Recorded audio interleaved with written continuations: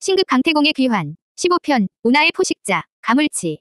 수백, 어심일기를 통해 느껴지는 적위의 숫자는 그야말로 절망적이었다. 강민준의 등줄기를 타고 차가운 식은땀이 흘러내렸다. 이건 위를 설명에 나온 생태계 교란종 제거 수준이 아니었다. 명백한 괴물들의 속을 하나의 거대한 어경 그 자체였다. 도망쳐야 하나. F급 낚시꾼에게 주어진 위례라고는 도저히 믿을 수 없는 난이도. 지금이라도 위례를 포기하고 협회의 상황을 보고하는 것이 현명한 판단일 터였다. 하지만 그의 발은 떨어지지 않았다. 위험. 그것은 다른 말로 기회였다. 그의 눈앞에 펼쳐진 것은 죽음의 늪인 동시에 엄청난 경험치와 전리품이 넘실대는 황금어장이기도 했다.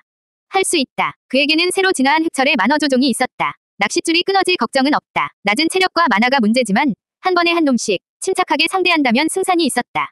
그는 결심을 굳혔다. 이 기회를 놓칠 수는 없었다. 그는 싸우기 유리한 지형을 물색했다. 주변이 탁 트여 있고 발판이 단단한 시멘트 제방 위. 그는 그곳을 자신만의 요새로 삼기로 했다. 자, 시작해볼까. 민주는 미끼를 던져 가장 가까이에 있던 포악한 가물치 한 마리를 유인했다. 놈은 미끼를 보자마자 이성을 잃고 달려들었다. 이번에도 수면이 폭발하는 듯한 격렬한 저항이 시작되었지만 민주는 조금도 당황하지 않았다.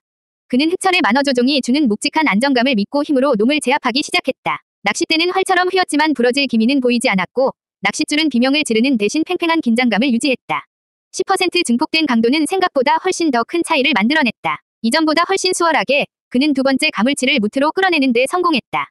포악한 가물치를 처치했습니다. 직업 경험치를 획득합니다. 시스템 메시지가 그의 선택이 틀리지 않았음을 증명해주었다. 그는 곧바로 세 번째, 네 번째 사냥을 이어갔다. 한 마리씩 차근차근. 그의 제방 위에는 괴물 가물치의 사체가 하나씩 쌓여갔다. 과정은 순조로웠다. 하지만 반복되는 사투에 그의 체력과 집중력은 눈에 띄게 소모되고 있었다. 문제는 예기치 않은 순간에 터졌다. 그가 일곱 번째 가물치를 끌어내던 순간이었다. 무트로 끌려 나온 놈이 단말마의 비명을 질렀다. 끼에액. 그 소리가 신호였던 걸까? 갑자기 그의 어심일기 감각에 수십 개의 붉은 저개가 한꺼번에 이쪽으로 몰려드는 것이 느껴졌다. 놈들이 동료의 비명에 반응한 것이다. 젠장. 민준이 욕설을 뱉으며 낚싯줄을 끊고 뒤로 물러서려는 순간 이미 늦어 있었다. 첨벙, 첨벙, 쾅. 고요하던 운하의 수면이 동시다발적으로 폭발하며 대여섯 마리의 포악한 가물치들이 마치 작살처럼 물 위로 솟구쳐 올랐다. 놈들은 그를 낚싯줄로 끌어당기려 하지 않았다. 처음부터 목표는 단 하나, 무태 있는 침입자를 직접 공격하는 것이었다. 크르르, 날카로운 이빨을 번뜩이며 달려드는 괴물들. 민주는 반사적으로 낚싯대를 휘둘러 가장 먼저 달려든 놈의 대가리를 후려쳤다. 퍽, 둔탁한 소리와 함께 놈이 나가떨어졌지만 그 순간 다른 놈들이 그의 다리를 물고 늘어졌다. 질긴 가죽 같은 피부는 어설픈 타격에는 흠집도 나지 않았다. 순식간에 상황은 절체절명의 위기로 변했다. 낚시는커녕 생존을 위한 처절한 육탄전이 벌어졌다. 그는 발에 매달린 놈들을 떼어내기 위해 제방 위를 뒹굴었고 손에 잡히는 돌멩이를 집어들어 놈들의 머리를 내리쳤다. 하지만 놈들의 공격은 끈질겼다. 한 놈을 떼어내면 다른 두 놈이 달려들었다. 이대로 죽는 건가? 체력은 바닥났고 온몸은 상처투성이었다. 시야가 흐려지고 움직임이 둔해졌다. 바로 그때 그의 옆구리를 파고들던 한 놈이 그의 품속에 있던 작은 병을 이빨로 꿰뚫었다. 쨍그랑. 하급 만화 회복 무략. 첫 번째 퀘스트 보상으로 받았지만 단 하나뿐이라 아껴두었던 바로 그 무략이었다. 깨진 병에서 흘러나온 푸른 액체가 그의 옷과 상처 속으로 스며들었다. 만화 회복 무략의 효과로 만화를 모두 회복합니다. 순간 그의 온몸으로 시원한 기운이 퍼져나갔다. 바닥났던 만화가 단숨에 차오르며 잠시나마 고갈되었던 정신력과 체력을 회복시켜주었다. 민준의 눈이 번쩍 뜨였다. 16편. 둥지를 공략하라.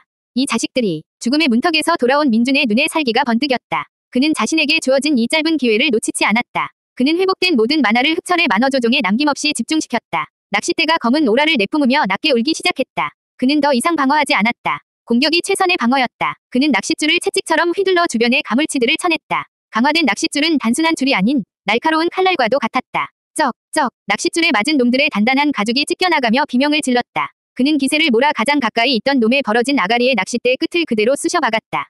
그리고는 놈을 통째로 들어 올려 다른 놈들을 향해 휘둘렀다. 그것은 더 이상 낚시가 아니었다. 낚싯대를 창처럼, 철퇴처럼 사용하는 원시적인 싸움이었다. 얼마나 시간이 흘렀을까. 그의 주변을 둘러쌌던 마지막 가물치가 거친 숨을 몰아쉬며 쓰러졌다. 헉. 민주는 그 자리에 주저앉았다. 그의 주변에는 방금 전까지 그를 위협하던 괴물들의 사체가 산처럼 쌓여 있었다. 그는 살아남았다. 그리고 이겼다. 하지만 그는 알고 있었다. 이것은 시작에 불과하다는 것을. 운하 깊은 곳에는 아직도 수백 마리의 가물치들이 남아있었다. 정면 대결로는 승산이 없었다. 둥지. 놈들의 둥지를 찾아야 해. 그는 어심일기를 최대한 넓게 펼쳤다. 운하 전체를 흐르며 가물치들의 움직임과 감정의 흐름을 읽었다. 대부분의 개체들은 운하 전역에 흩어져 있었지만 유독 한 곳, 운하의 가장 깊은 중앙부에서부터 가장 강력하고 농밀한 분노와 지배요구의 감정이 흘러나오고 있었다.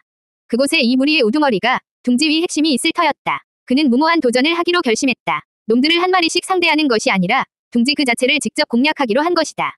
그는 살아남은 가물치들의 시선을 피해 조심스럽게 운하 가장자리를 따라 이동했다. 그리고 둥지로 추정되는 곳이 가장 잘 보이는 지점에 자리를 잡았다. 그는 가방에서 남은 모든 미끼와 재료를 꺼냈다. 그리고는 지금껏 만들어 본 적 없는 가장 크고 강력한 미끼를 만들기 시작했다.